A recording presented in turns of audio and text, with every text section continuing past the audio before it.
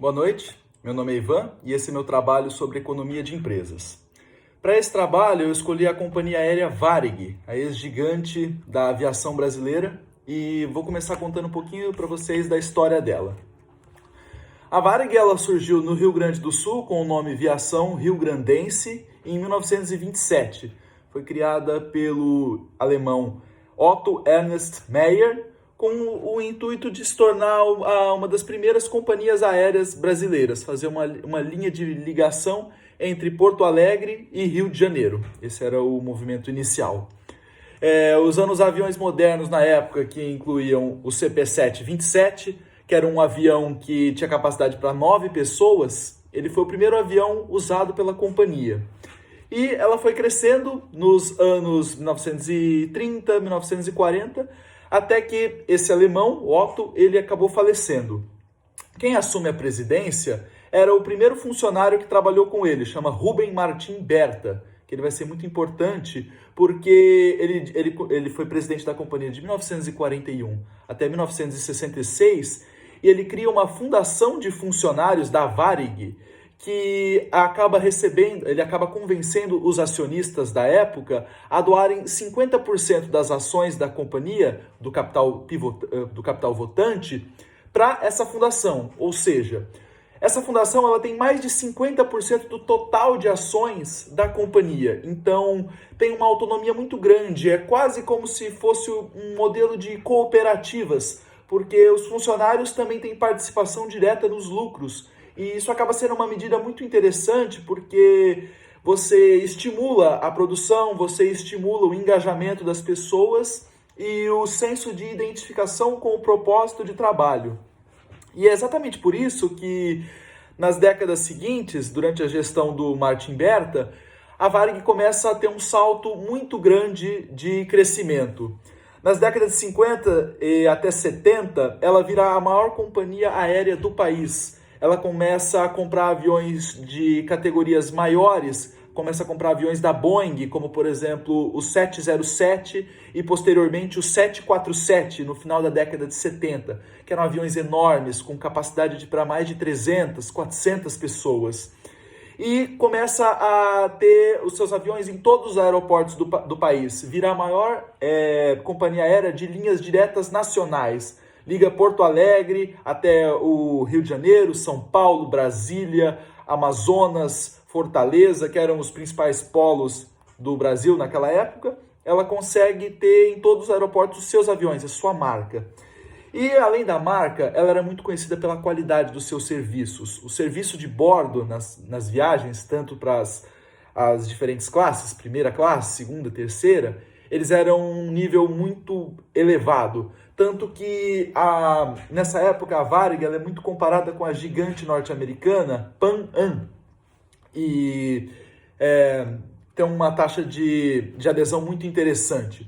O problema é que eram valores um pouco caros. A aviação nessa época ela não era muito disponível para as outras pessoas. Então, só pessoas com alto valor aquisitivo conseguiam efetivamente usar o transporte aéreo para se deslocar, para fazer viagens de lazer ou até viagens de negócios.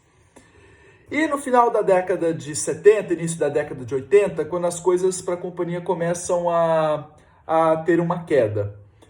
O Brasil, no governo Sarney, pós-redemocratização, passa por um momento de hiperinflação, de baixo crescimento econômico e até de escassez de alguns tipos de produtos. E a Varig foi vítima dessa questão do congelamento de preços. Ela não conseguiria reajustar o valor das passagens e acaba se tornando muito custoso o gasto com manutenção dos aviões, o gasto com tripulação, o gasto com combustíveis. E ela começa a ter uma sucessão de balanços negativos que acabam tendo prejuízo no final das contas. No início da década de 2000, ela ainda se mantém, ou pelo menos tenta se reinventar. Ela divide a linha de logística dela e cria a Varig Log, que vira uma companhia independente para conseguir fazer um custo menor para transporte de mercadorias. A Varig Log ela vai ter uma vida útil até um pouco maior do que a Varig posteriormente. Mas ainda assim, no começo dos anos 2000, a Varig sofre muito com a concorrência por novos entrantes no mercado de aviação nacional. Que você tem a TAM, Transporte Aéreo de Marília, e a Gol, Linhas Aéreas Inteligentes, além da TAP. E a Varig começa a perder espaço no mercado, porque os valores que ela cobra eram muito superiores aos valores dessas outras companhias, que preferiam apostar menos em qualidade e mais em preço.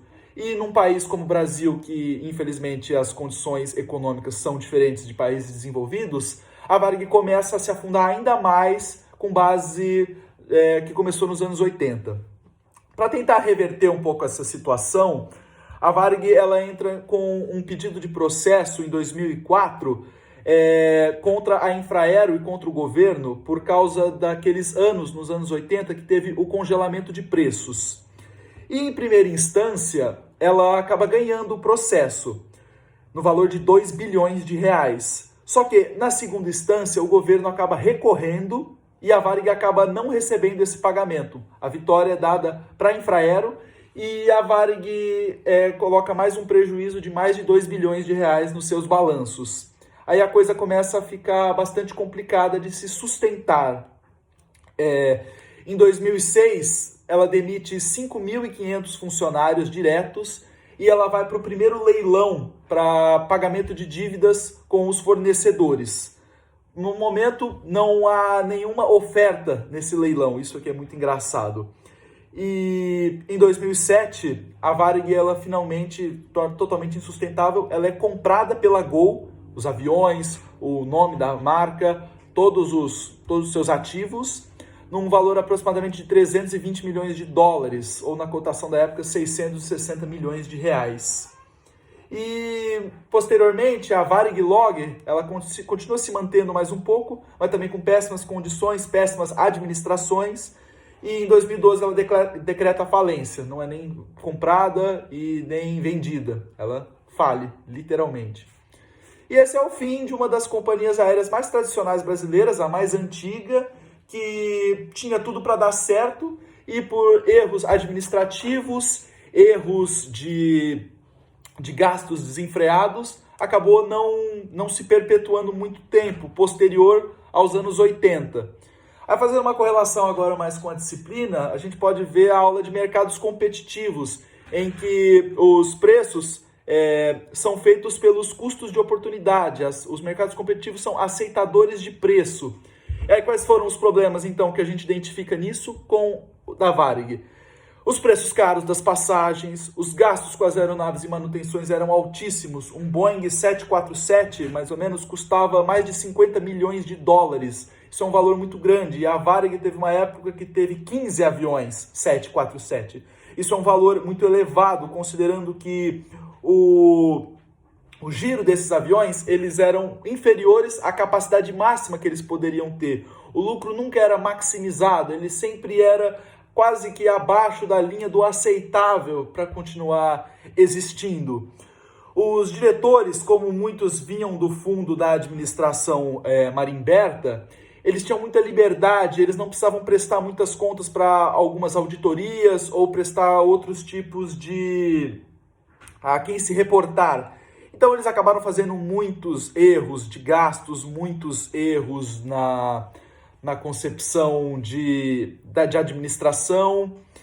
E justamente isso, o modelo administrativo da Varig, ele imitava muito os modelos estatais, o que é um enorme erro, porque a estatal dificilmente vai falir tendo o governo como principal acionista. A Varig tinha um comportamento estatal sem ter um forte patrocinador que era o governo. E tudo isso culminou, além de alguns certos cenários externos negativos, como, por exemplo, teve o 11 de setembro em 2001, que abalou fortemente os mercados aéreos. Você teve também a questão nos anos 90, quando você liberou as companhias aéreas internacionais de entrarem no Brasil para fazer os voos internacionais mais propriamente. Tudo isso colaborou para que a Varig não conseguisse se adaptar a novos tempos com aquela mentalidade ainda arcaica de querer apenas ser a maior nacional. E com isso chega ao fim a história dessa companhia, que é muito interessante você estudar ela, porque ela é um pouco reflexo da administração brasileira. Então é isso, meu nome é Ivan, tenha uma boa noite.